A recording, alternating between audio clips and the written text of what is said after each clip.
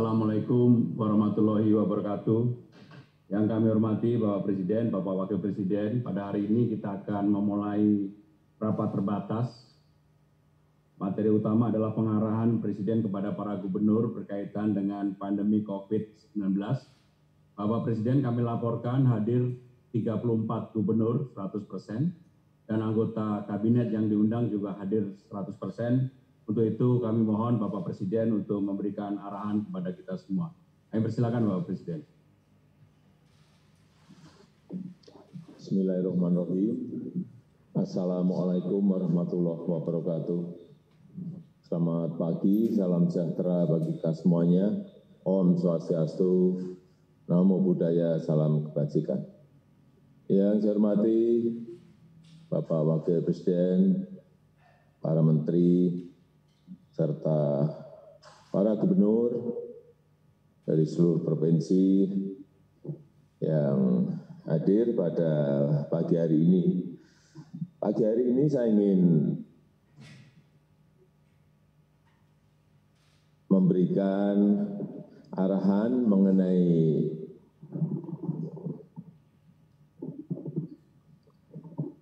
virus corona atau COVID-19. Kita tahu bahwa laporan yang saya terima dari kedutaan besar kita di seluruh dunia, dari Menteri Luar Negeri, sampai saat ini COVID-19 telah menyebar di 189 negara. 189 negara. Jadi ini 3 negara terbaru dalam 2 hari ini yang terkena adalah Suriah, Grenada, dan Mozambik. Ini menunjukkan bahwa pandemi COVID-19 ini betul-betul sebuah virus yang telah menjadi pandemi dan memang sangat sulit untuk dicegah, baik masuk ke sebuah negara atau masuk ke sebuah provinsi, kabupaten, dan kota. Oleh sebab itu, penanganan COVID-19 kita semuanya harus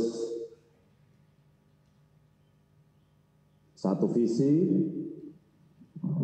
memiliki kebijakan yang sama, dan saya minta setiap kebijakan yang ada di provinsi, semuanya dihitung baik dampak dari kesehatan dan keselamatan rakyat kita maupun dampak sosial ekonomi yang mengikutinya. Saya berikan contoh misalnya sebuah provinsi atau sebuah kabupaten dan kota ingin membuat sebuah kebijakan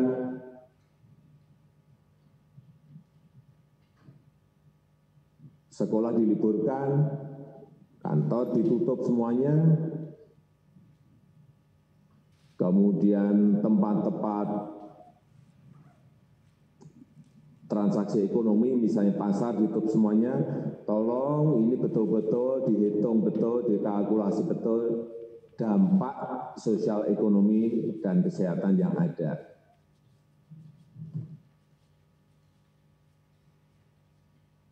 Kalau ingin melakukan itu,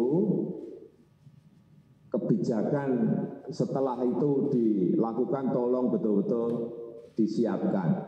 Sebagai contoh, sebuah kota ingin melakukan itu, hitung berapa orang yang menjadi tidak bekerja, hitung berapa pedagang asongan yang akan tidak bekerja, hitung berapa becak yang akan tidak bekerja, hitung berapa sopir yang tidak akan bekerja.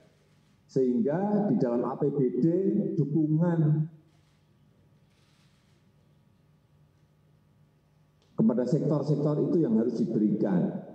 Bantuan sosial kepada mereka harus disiapkan. Jangan kita hanya menutup tetapi tidak dibarengi dengan kebijakan bantuan sosial, social safety net untuk mendukung kebijakan yang dibuat. intinya kita ingin ada 3 hal yang menjadi fokus kita. Yang pertama, keselamatan adalah yang utama, kesehatan adalah yang utama. Tetapi siapkan yang kedua, sosial safety net-nya. Bantuan sosialnya tolong disiapkan. Yang ketiga, dampak ekonomi dihitung betul. Sehingga kesiapan kita dalam menyediakan stok pangan betul-betul ada.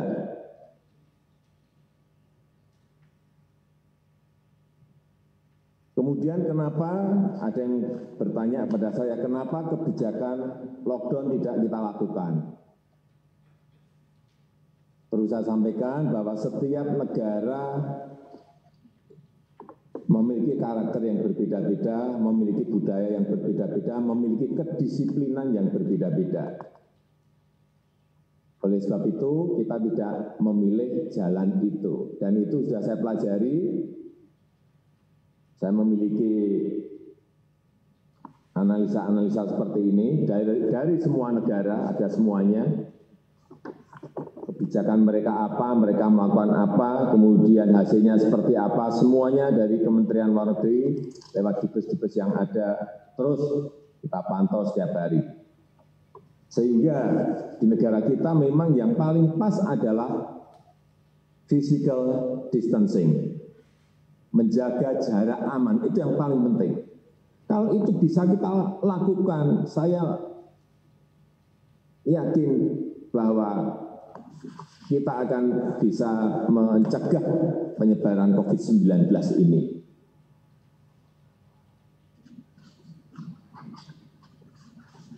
Tetapi membutuhkan sebuah kedisiplinan yang kuat, membutuhkan ketegasan yang kuat. Jangan sampai yang sudah diisolasi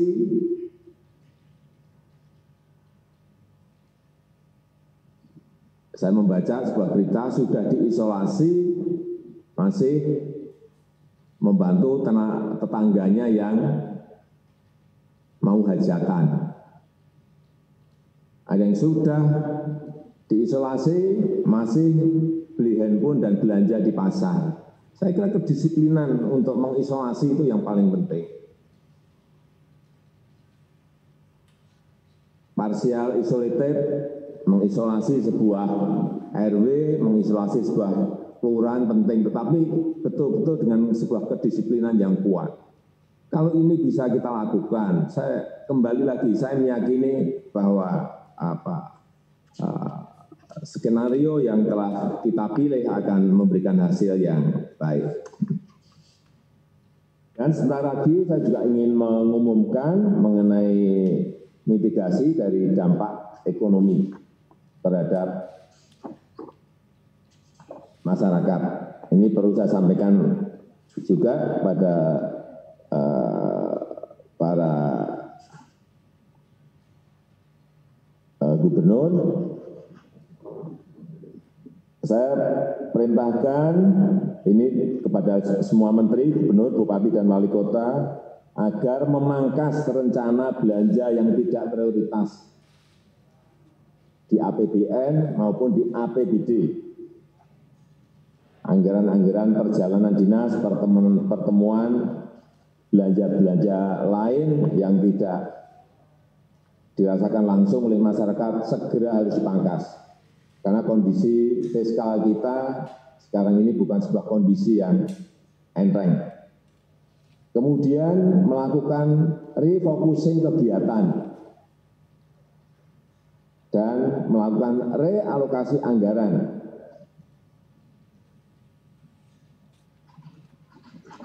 Untuk mempercepat penanganan COVID-19, baik terkait isu-isu kesehatan maupun bantuan sosial untuk mengatasi isu-isu ekonomi. Landasan hukumnya sudah jelas. Minggu yang lalu hari Jumat tanggal 20 Maret 2020 telah saya tanda tangani Inpres nomor 4 2020 untuk refocusing dan relokasi anggaran. Sekali lagi, bukan hanya penanganan kesehatan untuk masyarakat, tetapi juga untuk penanganan dampak ekonomi masyarakat lewat bantuan-bantuan sosial. Juga perlu saya ingatkan agar provinsi, daerah juga melihat betul ketersediaan bahan pokok dan mempertahankan daya beli masyarakat.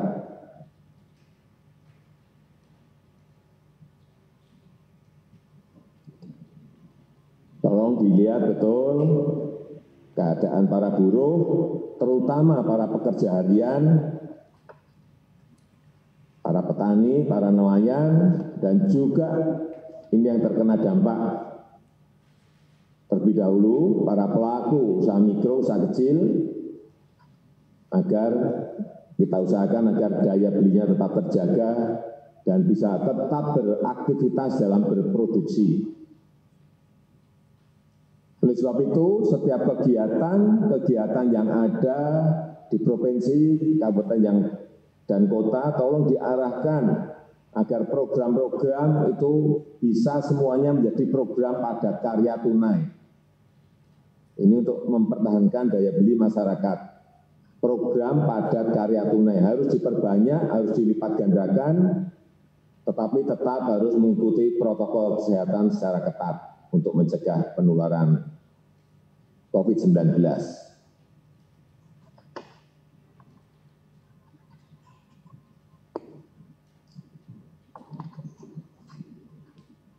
Sebentar lagi juga akan kita keluarkan kebijakan untuk penerima kartu sembako.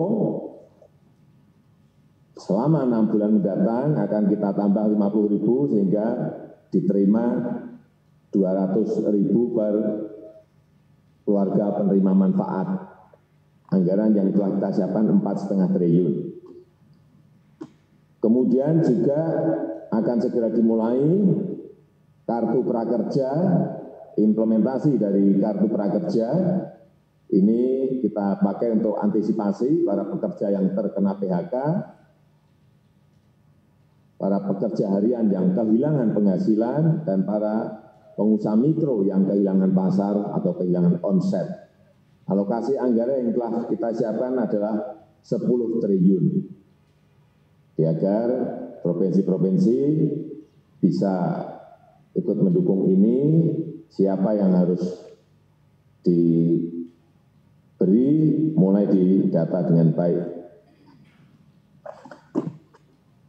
Kemudian adanya keluhan dari usaha mikro, usaha kecil. Kita kemarin juga telah berbicara dengan OJK. OJK akan memberikan kelonggaran, memberikan relaksasi kredit bagi usaha mikro, usaha kecil untuk nilai kredit di bawah 10 miliar.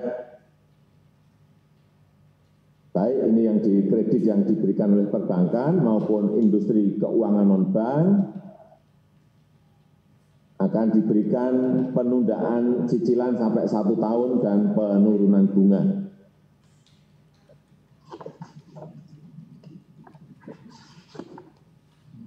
Keluhan saya dengar juga dari tukang ojek, supir taksi yang sedang memiliki kredit motor atau kredit mobil, ataupun nelayan yang sedang memiliki kredit perahu. Saya kira ini juga perlu disampaikan kepada mereka untuk tidak perlu khawatir, karena pembayaran bunga dan angsuran diberikan kelonggaran atau relaksasi selama 1 tahun.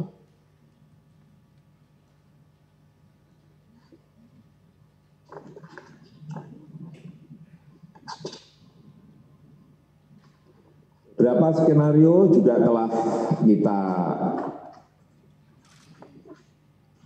hitung, kita kalkulasi mengenai prediksi dari COVID-19 ini di negara kita Indonesia. Bulan April seperti apa, bulan Mei seperti apa, skenario buruk seperti apa, skenario sedang seperti apa, skenario ringan seperti apa. Dan saya kira kita ingin kita berada pada skenario yang ringan,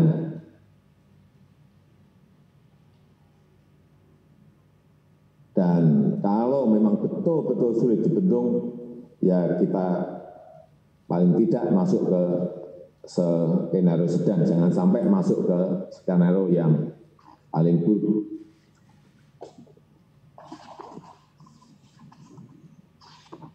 Kita juga telah menghitung juga penurunan di beberapa provinsi mengenai daya tahan, mengenai penurunan pendapatan dari setiap provinsi yang ada. Ini saya berbicara skenario sedang saja, misalnya provinsi buruh, kalau skenario-nya sedang, yang terparah nanti akan berada di Nusa Tenggara Barat. Itu akan ada penurunan pendapatan kurang lebih 25%. Karena hitungan kita, ini kita mampu bertahan di Juni sampai September. Kemudian untuk petani dan nelayan, tolong juga hati-hati, kalau skenario-nya sedang, ini yang terparah nanti di Kalimantan Barat. Karena ada penurunan pendapatan sampai 34%. Dengan daya tahan Oktober sampai November. Kemudian pedagang mikro, pedagang kecil, kalau skenario-nya sedang, yang berat adalah di Kalimantan Utara.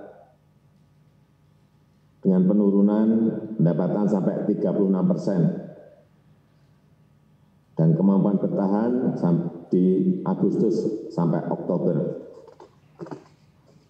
Kemudian untuk sopir, angkot, dan ojek, yang paling berat di Sumatera Utara. Ini turunnya sampai 44%.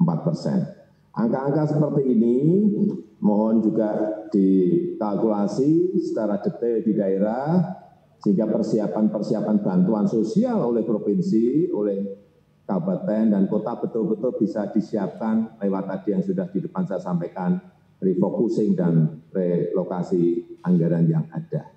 Kalau kita bekerja secara detail, di lapangan juga kita ikuti, saya meyakini sekarang ini masyarakat sudah mulai bergerak, provinsi-provinsi juga telah, saya lihat telah melakukan dan bekerja secara baik dalam melakukan semprotan disinfektan, kemudian mensosialisasikan, menjaga jarak yang aman. Saya meyakini skenario yang paling ringan itulah yang akan muncul. Saya rasa itu sebagai pengantar yang bisa saya sampaikan pada kesempatan yang baik ini. Terima kasih.